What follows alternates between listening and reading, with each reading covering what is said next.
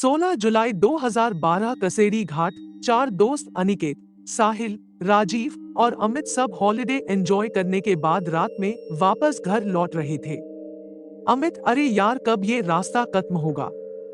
2 घंटे से इसी रास्ते पर भटक रहे हैं, बैठे बैठे कमर में मोच आ चुकी है। राजीव, हाँ यार। साहिल, तुझे इस रास्ते के बारे में पता भी है या ऐसे ही गाड़ी को भगाए जा रहा है? साहिल, पता नहीं यार, दिन में तो ये रास्ता जल्दी कट जाता है, ना जाने इस वक्त ऐसा क्या हो रहा है। और वैसे भी मैं रात में कभी इस रास्ते से सफर नहीं किया, दिन में 2 से 3 बार यहाँ से गुजरा हूँ, रात का एक्सपीरियंस तो मुझे भी नहीं है। वो आपस में बात ही कर रहे थे कि तभी उन्हें पीछे से एक ट्रक की तेज हॉर्न सुनाई देती है। वो गाड़ी लगातार इनकी गाड़ी को ओवरटेक करने की कोशिश कर रही थी। अमित, कैसा ड्राइवर है, पीकर गाड़ी चला रहा है क्या? इतने में उस ट्रक ने इनकी गाड़ी को एक तेज टक्कर दी और लगातार हॉर्न बजाता रहा। अनिकेत, साहिल साइड दे उसको, वरना ऐसा लगता है कि ये हमें मारने के इरादे से आया है। साहिल उस ट्रक को साइड दे देता है और वो गाड़ी सीधा आगे निकल जाती है। साहिल बोला, तुम लोगों ने उस गाड़ी को देखा? ऐसा लग रहा था कि जैसे खंडर से निकाला हो, ऐसा लगता है 200 साल पुरानी ट्रक है। वो लोग इस इंसिडेंट से घबरा गए थे। तकरीबन 10 मिनट बाद गाड़ी एक पुराने कब्रिस्तान से गुजरती है। उस हाईवे पर एक कब्रिस्तान भी पड़ता था। गाड़ी जैसे ही उस कब्रिस्तान से गुजरती है, उन्हें कब्र के पास वही पुरानी ट्रक दिखती है जो थोड़ी देर पहले उनकी जान की दुश्मन बनी थी।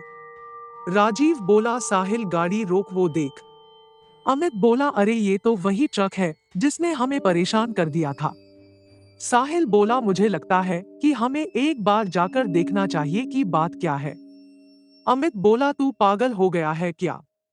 आधी रात इस तरह कब्रिस्तान में जाने की बात कर रहा है? अरे मरना है क्या? अमित उन्हें वहां जाने से रोकने की कोशिश करता है, लेकिन तभी उन्हें उसी ट्रक से एक आदमी उतरता दिखता है जिसने काले कपड़े पहने हुए थे और उसके सर पर एक टोपी था। वह लगभग 7 फीट लंबा और हट्टा कट्टा था। यह देखकर ना जाने क्यों सबकी उत्सुकता और बढ़ गई और अमित के अलावा सभी उस आदमी के बारे में पता लगाने के लिए उत्सुक हो गए।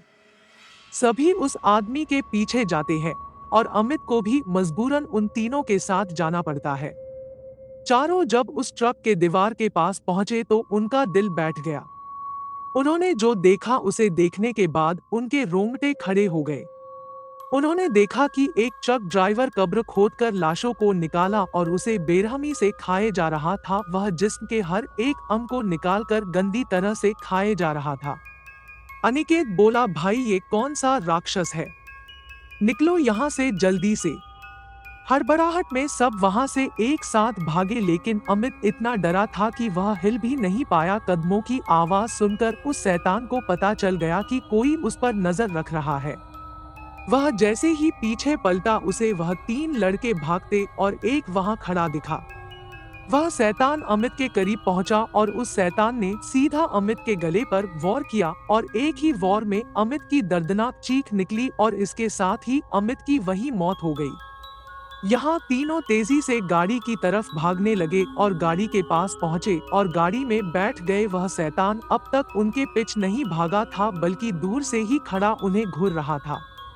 साहिल गाड़ी स्टार्ट करने की पूरी कोशिश कर रहा था, लेकिन उसकी कार स्टार्ट ही नहीं हो रही थी। तभी वह दूर खड़ा शैतान धीरे धीरे उनके तरफ बढ़ता है और वह लगभग गाड़ी के नजदीक पहुंच गया था। तभी गाड़ी स्टार्ट हो गई और तेजी से साहिल गाड़ी को आगे बढ़ाने लगा।